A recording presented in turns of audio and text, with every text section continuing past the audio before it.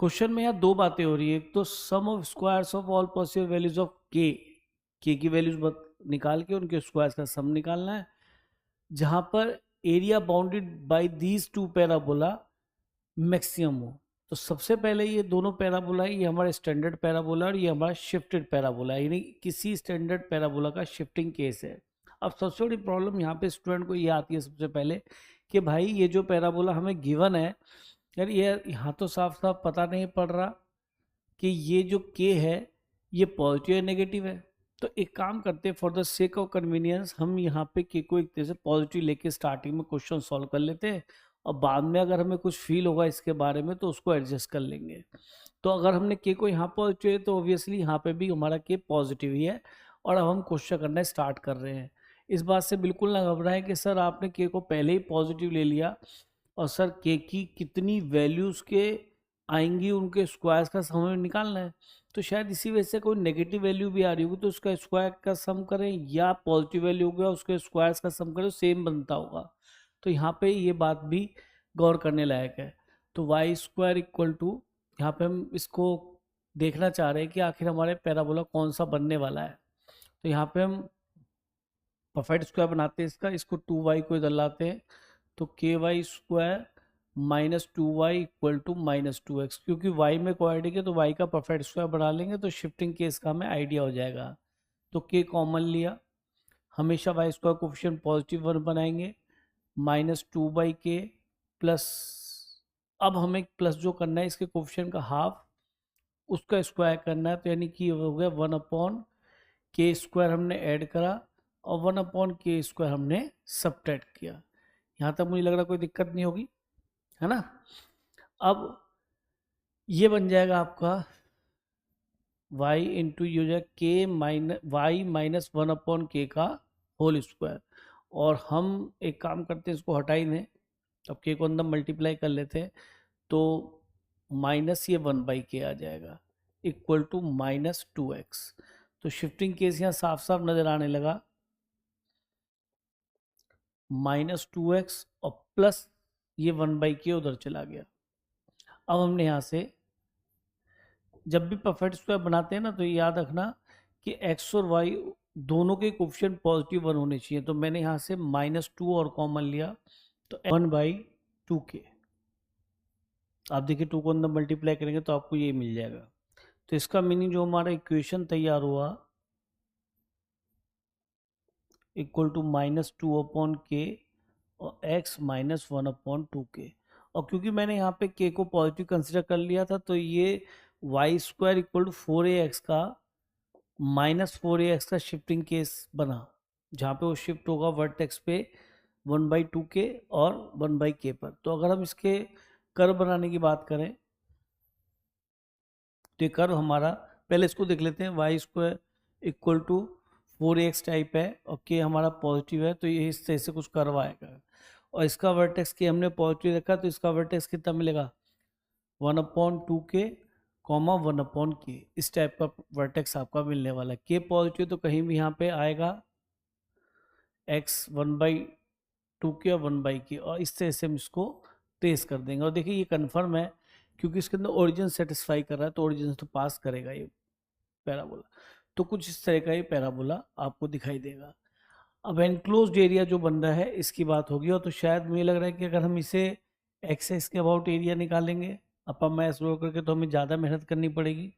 और अगर हम इसके अंदर केवल इस तरह चलें कि right minus left, x of right minus x of left लेके चलेंगे तो शायद छोटा हो जाए, क्योंकि हमारा एरिया कौन सा निकालने का है, हमारा एरिया जो निकालने वाला है वो है ये। तो अब हमने क्या किया कि ये पॉइंट ऑफ इंटरसेक्शन निकालना जरूरी है यहाँ पे। तो एक तो ऑलरेडी ऑब्टेन्ड है विच इज 0 0, हमने ये और फाइंड करना है इसका। ऑब्वियसली हमें y कोऑर्डिनेट चाहिए, क्योंकि हम फॉर्मूला जो लगाएंगे इंटीग्रेशन x ऑफ राइट में ये वाला कर्व आ रहा है minus x of left dx dy, और जब dy आता है तो y की लिमिट चलते हैं तो 0, और ये वाली वैल्यू हमें कैलकुलेट करनी है, इससे हमारा कोई मतलब नहीं। तो 0 से लेकर कहाँ तक जाएगा तो ये हमें पॉइंट ऑफ इंटरसेक्शन बता देगा। तो ठीक है, पॉइंट ऑफ इंटरसेक्शन फाइंड करते हैं। तो हमें y की वैल्यू चाहिए तो x को एलिमिनेट करते हैं, तो यहाँ से एक्स की वैल्यू यहाँ रख देते हैं, तो के वाई स्क्वायर, यहाँ पे बेटा पहले इक्वेशन लिख रहा हूँ, 2y माइनस 2, और x की वैल्यू यहाँ से क्या आएगी, 2y स्क्वायर अपॉन के। तो देखिए एक तो y कैंसिल हो रहा है, तो उससे y इक्वल टू 0 रूट मिल जाएगा, तो हमने y को कैंसिल कर दिया, और ये मानते हुए कि यहाँ पे y इक्वल टू 0 रूट है, तो ये के वाई हो गया माइनस 2, और माइनस ये हो गया 4y बाई के। इसको हम इधर ले आते हैं, तो y कॉमन लिया, तो k plus 4/k equal to 2। तो यहाँ से हमारी y की वैल्यू आ जाएगी 2k अपॉन के स्क्वायर प्लस 4। देखिए इसका एलसीएम लेंगे तो के स्क्वायर प्लस 4 आएगा, वो नीचे आ गया, यहाँ वाला के उधर चला जाएगा, तो ये हमारा ऑब्टेंड हो गया आपको पॉइंट ऑफ इंटरसेक्शन का y कोऑर्डिनेट। x क्या है मुझे मतलब नहीं, ये कोऑर्डिनेट सेम ही होगा, ठीक है। अब तो इंटीग्रेट करना है फ्रॉम 0 टू 2k अपॉन के स्क्वायर प्लस 4, ठीक है। अब हम आगे चलते, तो देखिए हमारा इंटीग्रेशन क्या बन जाएगा, 0 टू 2k अपॉन के स्क्वायर प्लस 4, और x ऑफ राइट मतलब ये वाला कर्व, तो इससे x क्या मिलेगा हमारा, निकाल लेते हैं।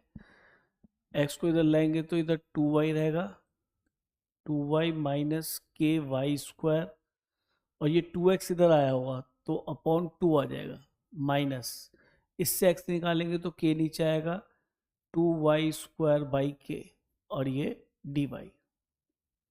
अच्छा अब यहाँ नजर आ रहा है कि भाई वाई स्क्वायर दो जगह दिखाई दे रहा है, तो मैंने क्या किया, वाई स्क्वायर टर्म को लिख लिया, ये जो भी है सेम लिमिट आएगी, और ये y सेपरेट करा, 2 से 2 कैंसिल, और ये दोनों माइनस आएगा तो माइनस कॉमन लिया, और यहाँ से वाई स्क्वायर कॉमन ले लिया, तो अंदर क्या नजर आएगा, पहले कांस्टेंट लिख लो भाई, यहाँ से आएगा k/2 प्लस यहाँ पे आएगा 2/k multiply by Y square.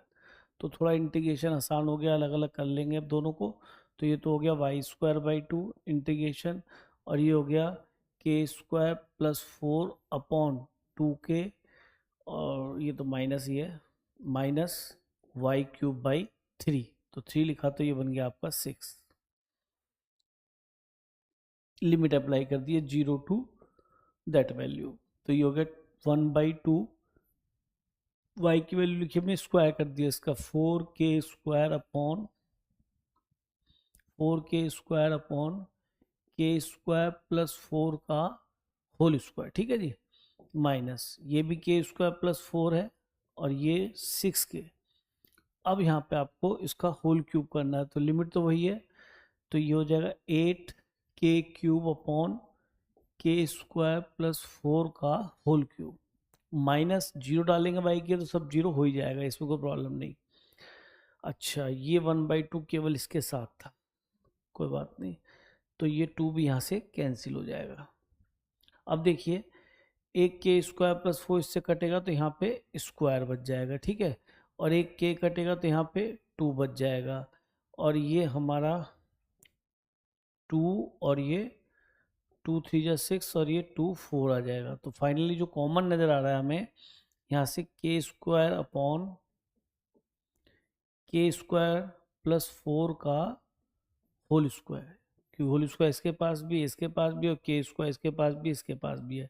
अब आते हैं नंबर्स के पे, नंबर्स में यहाँ से केवल हमें 2 नज़र आया, और माइनस यहाँ पे आया आपका 4/3, ठीक है जी, 4/3, तो ये हो गया 6 माइनस 4 यानी 2/3, तो 2/3 ऑफ के स्क्वायर अपॉन के स्क्वायर प्लस 4 का होल स्क्वायर, ये हमारा एरिया आ गया।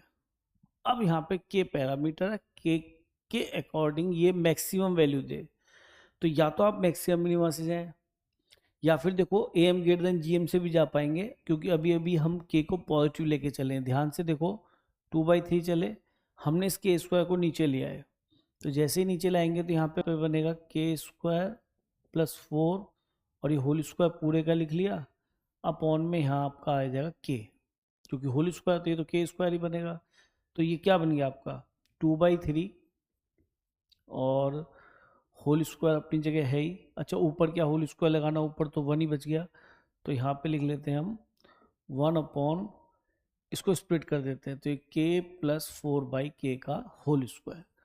तो ये हमारा रिक्वायर्ड एरिया है जिसको हमें क्या करना है, मैक्सिमम करना है। अब सोचिए, याद करो कि जब एक नंबर में उसका रेसिप्रोकल ऐड हो रहा होता है, कांस्टेंट के साथ है लेकिन, तो हम एम ग्रेटर देन जीएम लगा लेते हैं प्रोवाइडेड वो नंबर पॉजिटिव हो।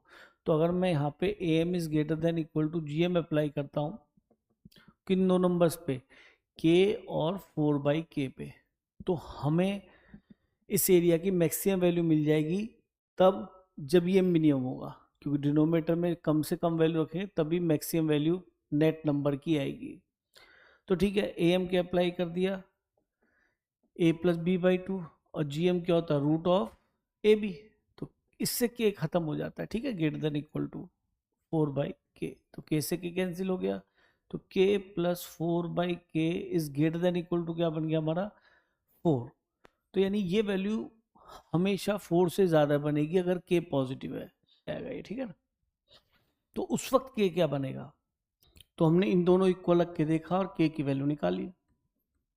तो देखिए यहाँ बन गया k स्क्वायर इक्वल टू 4। तो साफ साफ दिख गया, मैंने कहा था k को पॉजिटिव लेके भी लगाएंगे तो k अगर आने वाला होगा तो अपने आप आएगा। तो k प्लस माइनस 2 है, k को चाहे +2 रखो चाहे -2 रखो, ये आपको डिनोमिनेटर की मिनिमम वैल्यू देगा। आपको क्या है जी, k अगर -2 हुआ तो ऐसे कैसे होगा भाई, 2 रख के देख लो आप, देखो 2 रखने पर मिनिमम वैल्यू दे रहा है इस एक्सप्रेशन की, चेक करो। यस 2 है, क्योंकि ये इनइक्वालिटी हर वक्त अप्लाई होगी या हर वक्त बिल्कुल आपको एक्यूरेट रिजल्ट देगी, ये पॉसिबल नहीं। ये तभी ट्रू बैठती है जब एम ग्रेटर देन जीएम लगाने के बाद तुम्हें मिनिमम वैल्यू ये कहा, और उस के को अगर हम उस नंबर को निकालें तो ये दोनों बराबर होने चाहिए उस के लिए, तो वो k प्लस माइनस 2 हो सकता है। अब मैंने यहाँ पे क्या सोचा कि ये हमारी वैल्यू 4 आ गई मिनिमम k को 2 रखने पर, ठीक है। अच्छा, अब ये मिनिमम तो आ गई, लेकिन अगर k को यहाँ -2 भी रखूँ तो भी देखो +2 पे क्या मिनिमम, डिनोमिनेटर मिनिमम क्या बनेगा 2 रखने पे, जरा सोचो मिनिमम क्या देगा ये आपको, यहाँ रखता हूँ k को 2 रखने में डिनोमिनेटर जो मिनिमम बनेगा तो फाइनल वैल्यू क्या बन जाएगी, मैक्सिमम। ये बात तो ठीक है। तो अब ये ही काम अगर मैं, देखो ध्यान से, ये 2 ये हो गया 4 का स्क्वायर 16 हो गया, तो ये हमारा एरिया, क्योंकि हमने सबसे इसकी छोटी वैल्यू रखी है तो ये एरिया हमारा मैक्सिमम हो जाएगा। अगर यही काम k को मैं -2 लेके करता, बात को समझना, k को -2 लेके करता तो भी बैठता, क्योंकि इसका होल स्क्वायर है। तो देखो जो हम शुरू में सोच के चल लेते कहीं प्रॉब्लम ना हो जाए, तो k को मैंने यहाँ पे रख दिया अब -2, समझ रहे, तो ये माइनस हो जाएगा का होल स्क्वायर। लेकिन फिर से रिजल्ट क्या आ गया आपका 2/3, और ये वही बन गया 16। तो एरिया तो दोनों केसेस में सेम आ रहा है ना, इसका मीनिंग k की वैल्यू 2 बनेंगी, एक तो +2 और एक -2, तो उनके स्क्वायर्स का सम करना है, तो हमारा वो रिक्वायर्ड रिजल्ट है। तो ये हो गया 4 और 4 8, तो 8 हमारा यहाँ पे आंसर बनता है। तो यहाँ पे जाए क्वेश्चन थोड़ा अलग हो जाता है, थोड़ा स्टार्टिंग में भी सोचना थोड़ा इसमें अजीब सा ही है, क्योंकि अगर स्टूडेंट यहाँ पे k को पॉजिटिव लेके सॉल्व करना चालू करता है तो क्वेश्चन तो बच्चा कर लेता है, उसमें प्रॉब्लम नहीं आती। लेकिन यहाँ पे आके उसके डाउट सारे क्लियर हो जाते हैं कि यार अगर k -2 भी रहा होता तो भी आपको मिनिमम वैल्यू दिया था डिनोमिनेटर की, इसलिए इसने क्या किया है कि यहाँ पे +2 और -2 को लेके क्वेश्चन बनाया है ताकि बच्चे हम मिस्टेक करें।